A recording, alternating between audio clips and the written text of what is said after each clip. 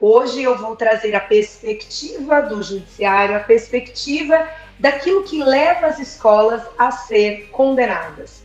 Você muitas vezes pode dizer, né, que a maioria das pessoas mandam para mim: Fran, mas eu faço reunião com os pais, eu tenho roda de conversa, converso com os alunos quando acontecem situações de bullying, chamo orientador, e mesmo assim eu tenho medo de ser processado. E essa pessoa que traz essa dúvida tem toda a razão. Porque o combate ao bullying ele não se dá por ações esporádicas.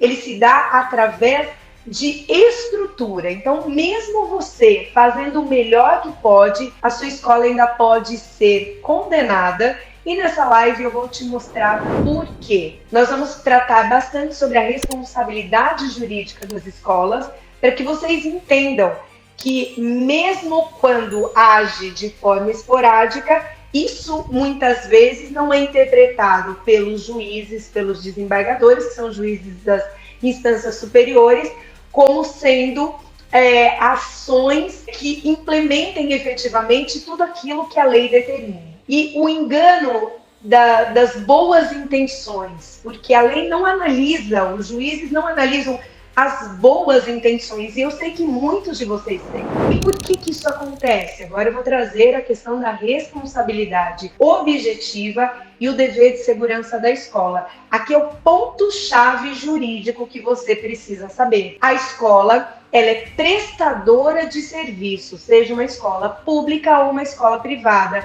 Isso está previsto no artigo, e de acordo com o artigo 14 do Código de Defesa do Consumidor, ela responde objetivamente por falhas. Ainda que a escola não tenha culpa direta numa situação de bullying, ela responde. E a jurisprudência é unânime. O que é jurisprudência? São decisões reiteradas dos tribunais em casos semelhantes. As jurisprudências dos tribunais do nosso país determinam que, se o aluno sofre bullying e a escola não comprova as medidas eficazes, ela é condenada. Porque aqui inverte o ônus da prova, é a escola que tem que provar que agiu.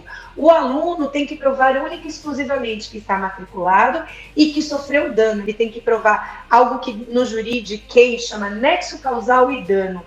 Ele prova: estou matriculado na escola XPTO e sofri esse dano. Aí traz um laudo, demonstra que teve danos morais, ou seja, ele apresentou uma síndrome do pânico, por conta disso ele teve que mudar de escola. Aí ele mostra toda a documentação dos danos materiais que ele experimentou nesse processo de transição de uma escola para outra, tratamento que ele precisou fazer por conta dos efeitos colaterais do bullying não tratado na escola originária.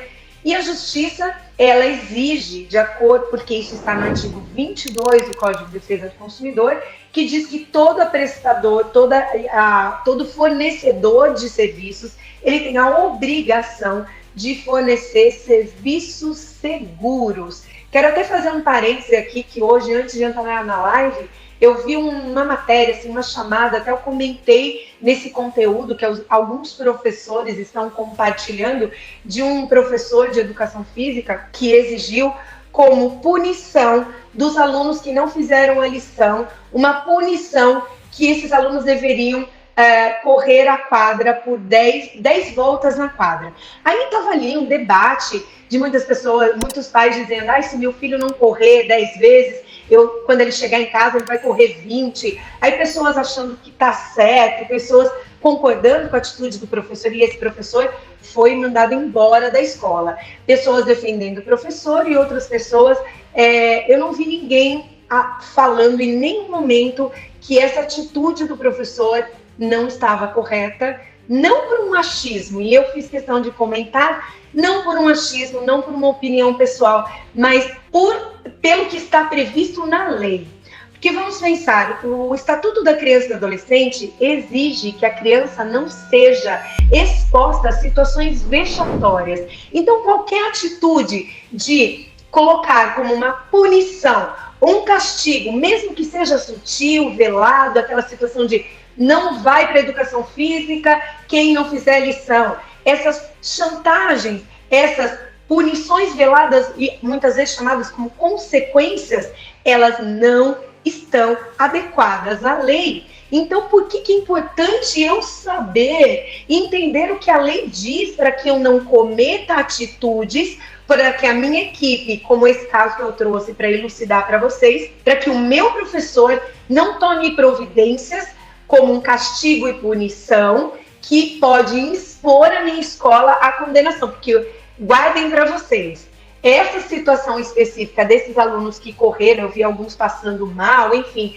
não estou aqui para julgar a atitude do professor. Estou aqui para dizer para vocês o que a lei diz e como eu devo conduzir a minha equipe em suas ações. Um professor que expõe alunos a uma situação vexatória, ainda mais que ele pontuou que eles teriam que correr 10 vezes como uma punição por não terem feito a lição. Ele expôs as crianças a uma situação vexatória, algumas crianças que tinham asma acabaram passando mal, enfim, absolutamente desnecessário. Tudo isso por desconhecer o que a lei diz. Quando nós não sabemos o que a lei diz, agimos de acordo com aquilo que o instinto nos manda fazer. E muitas vezes essas pequenas ações mal direcionadas acabam criando vulnerabilidades e brechas para que a sua escola seja condenada. E anotem aí, certamente essa escola, se essas famílias procurarem a justiça, certamente a escola, por mais que tenha mandado o aluno embora, ela pode ser penalizada, a não ser que ela comprove efetivamente tudo que ela fez para tentar mitigar a situação, enfim, princípios constitucionais. Imaginem uma pirâmide, a Constituição Federal ela está no topo. Se o meu regulamento interno, se o meu regimento interno não está de acordo com a lei maior do nosso país, que é a Constituição Federal, se ela não garante o direito da ampla defesa e do contraditório a esse aluno que está sendo acusado de algo, a atitude da escola é arbitrária. Então, trazendo a história desse professor, quando eu fiz o comentário, não fiz o comentário no sentido de criticar o professor, mas na perspectiva legal. A partir do momento que um professor ele age contrário ao Estatuto da Criança e do Adolescente, à Constituição Federal, ele está criando uma avenida para a escola ser condenada, e até ele, professor, eventualmente, porque se essa escola paga a indenização para o aluno, depois a escola pode entrar com uma ação regressiva contra o professor que causou o dano.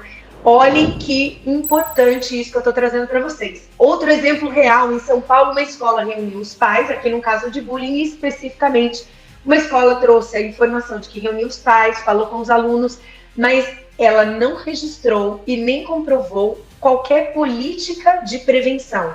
Resultado dessa escola, ela foi condenada por danos morais e a alegação de que fez o que pôde, ou seja, fiz o que estava ao meu alcance, não serve como defesa na justiça. Por quê? Porque, como eu já expliquei para vocês, a escola, sendo prestadora de serviços, ela precisa garantir um ambiente seguro. Se ela não traz prova da segurança implementada, das ações de prevenção, inevitavelmente ela será condenada.